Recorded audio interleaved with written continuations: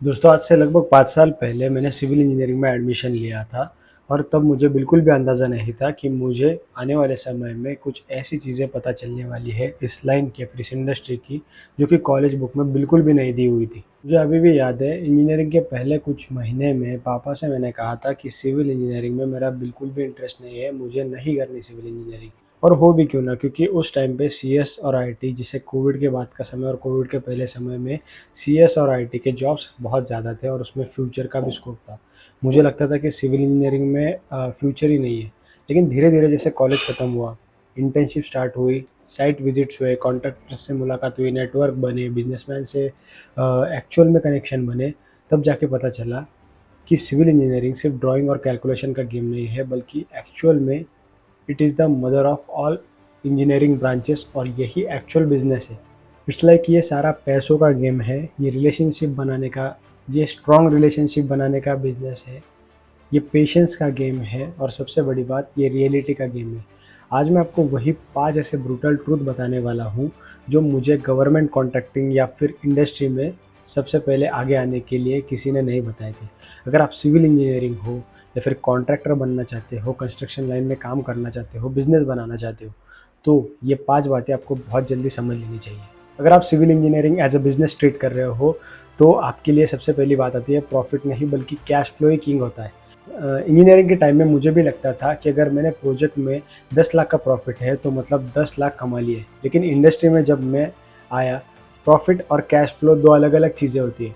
मान लीजिए आपको अगर 20 लाख का प्रोजेक्ट या फिर 20 लाख का गवर्नमेंट का वर्क मिला, आपने लेबर लगाए, मटेरियल खरीदा, डीज़ल डाला, मशीनरी लगाई, लेकिन पेमेंट 3 महीने बाद आई। अभी देखा जाए तो पेपर पर आप प्रॉफ़िट में हो, लेकिन ग्राउंड रियलिटी में आपको लेबर की सैलरी देने का भी पैसा नहीं है।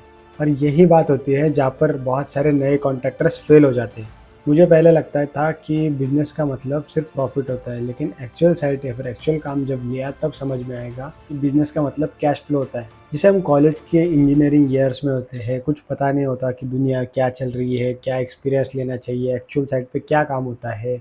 सिर्फ थ्योरेटिकल नॉलेज के साथ हम साइट पे उतरते हैं। तो एक्चुअल में जब साइट पर आप आते हो तो आपकी डिग्री कोई भी नहीं पूछता। कॉलेज में हमें लगता है कि डिग्री मिल गई मतलब रिस्पेक्ट ऑटोमेटिकली मिल जाएगी। जब आप एक्चुअल साइट के ऊपर काम करते हो तो लेबर को फ़र्क नहीं पड़ता कि आप डिस्टिंक्शन पे हो या फिर टॉप पर हो या फिर आपके बैकलॉग से। उन्हें फ़र्क पड़ता है कि आप कितना प्रॉब्लम सॉल्व कर पा रहे हो, कि बॉडी लैंग्वेज और वर्ड से ही समझ जाते हैं कि इसको कितना तजुर्बा है। सीमेंट ट्रक लेट हो गया, कंक्रीट पोर रुक गया, लेबर नहीं आए, अब यहाँ ऑटोकैड या थ्योरी काम नहीं आती, यहाँ डिसीजन मेकिंग ही काम आती है, जो कि आपको आगे जाके civil engineer as a businessman बनाती है। तीसरा ट्रूथ ये है कि रिलेशनशिप्स पैसा प्रिंट करते हैं। जब मैं कॉलेज में था तब मुझे लगता था कि जो सबसे इंटेलिजेंट होगा या फिर टॉपर होगा, वो सबसे ज़्यादा पैसा कमाएगा, सबसे बड़ा बिजनेस बिल्ड कर पाएगा। लेकिन इंडस्ट्री में जब मैंने काम करना स्टार्ट किया, मैंने इंटर्नशिप्स की, वर्क किया, तो उसके बाद देखा कि बहुत सारे एवरेज लोग मुझसे और दूसरों से ज़्यादा सक्सेसफुल थे। क्यों? क्योंकि उन्होंने रिलेशनशिप बनाई थी, डे टू डे लाइफ में वर्किंग कैश फ्लो बनाया था। एक सप्लायर इमरजेंसी में मटेरियल भेज देता है, एक सीनियर इंजीनियर गाइडेंस कर देता है, एक क्लाइंट आपको नेक्स्ट प्रोजेक्ट के लिए पैसे भी दे देता है और दूसरा प्रोजेक्ट भी दे देता है।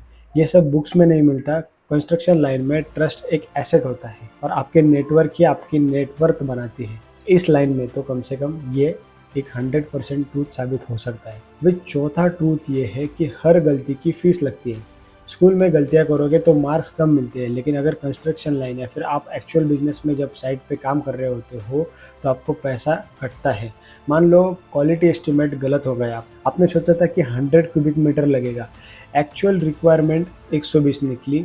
अब जो एक्स्ट्रा खर्चा आया वो आपके पॉकेट से जाएगा। मान लो साइट पर लेबर खड़ी थी और मटेरियल नहीं मिला, उस दिन का लेबर कॉस्ट गया, मशीनरी का रेंट वेस्ट गया, टाइम गया, प्रॉफिट गया, इसीलिए एक्सपीरियंस की वैल्यू ज़्यादा होती है। अभी मैं आपको रिसेंट मेरा एक एग्जांपल देता हूँ। मैं जो बीटी रोड के ऊपर साइट के ऊपर काम कर रहा था, वैसे तो अपनी खुद की ही फर्म है, लेकिन वहाँ पर जो जेई था, जो जूनियर इंजीनियर होते हैं गवर्नमेंट के ऑफिशियल्स, उन्होंने बोला था कि एक्सकैवेशन करके अपने को 10 से 15 फीट वहाँ पर डब्बर या फिर मुरूम फिल करवाना है, उसके बाद अपने को वहाँ से रोड उठाना है, जो कि एस्टिमेट में नहीं था।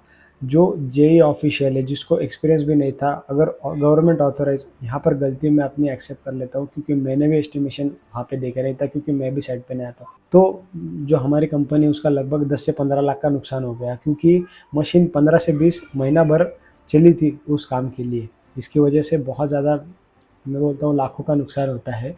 काफ़ी केयरफुली काम करना पड़ता है। अभी कंस्ट्रक्शन लाइन में ओवरनाइट सक्सेस नहीं होता।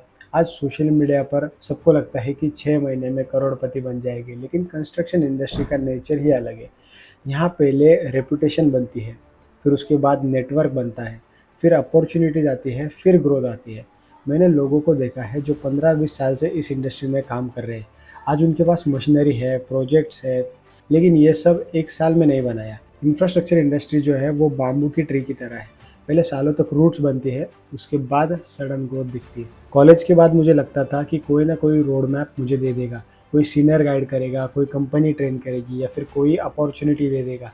The brutal truth is nobody gives anything. People will give advice to you.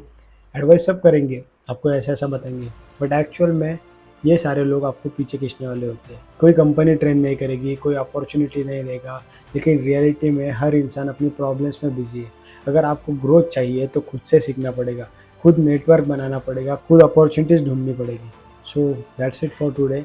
अगर आपको अच्छा लगे तो वीडियो को लाइक करो, चैनल को सब्सक्राइब करो। Tell me in the comments कि आने वाले समय में कौन से टॉपिक के ऊपर आप वीडियो देखना चाहते हो। Thanks for watching.